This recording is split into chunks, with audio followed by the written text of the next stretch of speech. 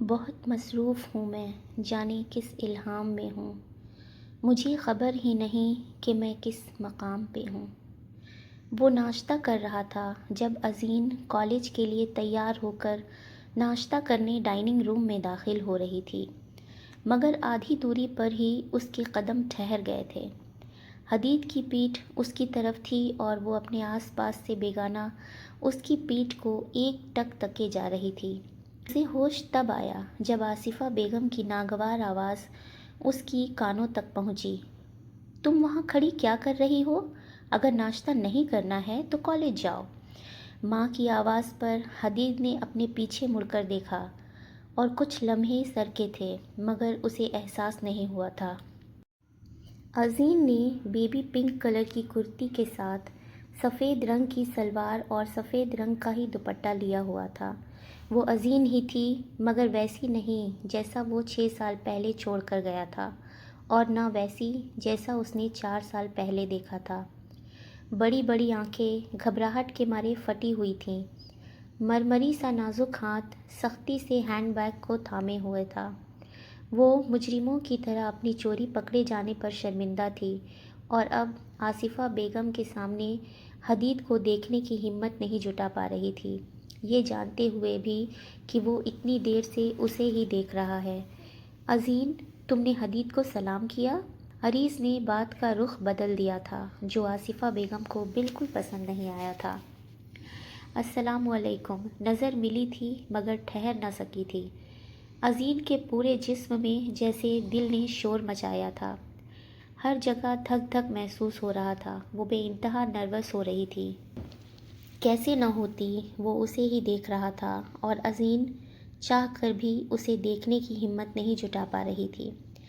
6 fit لمبا قد، کھڑی ناک، گہری کالی آنکھیں، کالے گھنے بال، گلابی رنگت، یوں مل ملا کر وہ بے حد خوبصورت تھا۔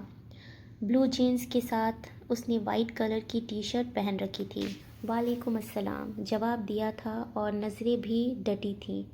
تبھی آصفہ بیگم نے نظروں کی ڈور کو کاٹا تھا۔ حدید، یہ پراٹھے تو تم نے کھائے ہی نہیں، ٹھنڈی ہو چکی ہے۔ وہ آلریڈی 2 پراٹھے کھا چکا تھا۔ لیکن آصفہ بیگم کو بہانہ چاہیے تھا ان دونوں کا دھیان بٹانے کو۔ ازین حدید سے 2 کرسی چھوڑ کر بیٹھی تھی، پھر بھی آصفہ بیگم کو اچھا نہیں لگا تھا، اور غضب تو تب ہوا جب حدید نے اس سے بات کی شروعات کی تھی۔ بس یوں ہی ہلکی پھلکی باتیں، کوئی پرانی یادیں یا قصہ نہیں چھیڑا تھا۔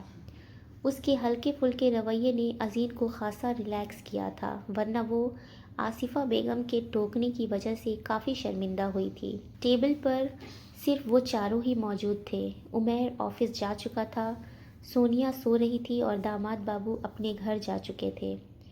آصفہ بیگم کا ناشتہ ہو گیا تھا مگر وہ ٹیبل چھوڑنے کو تیار نہیں تھیں۔ انہیں اپنی پوری نظر حدید اور ازین پر رکھنی تھی، اور وہ رکھ بھی رہی تھیں۔ ان دونوں کو باتوں کے درمیان کبھی ٹوک دیتی تو کبھی نوکروں کو زور سے آوازیں دینے لگتی تاکہ دونوں کے درمیان باتوں میں خلل پہنچ سکے۔ انہیں سمجھ نہیں آ رہا تھا کہ وہ اور کیا کرے۔ اپنی غصے اور پریشانی میں وہ کبھی ازین کو کھا جانے والی نظروں سے دیکھتی تو کبھی عریس کو۔ جب ازین ناشتہ کر کے کالج کے لیے نکل گئی تب انہیں تھوڑا اطمینان ہوا تھا۔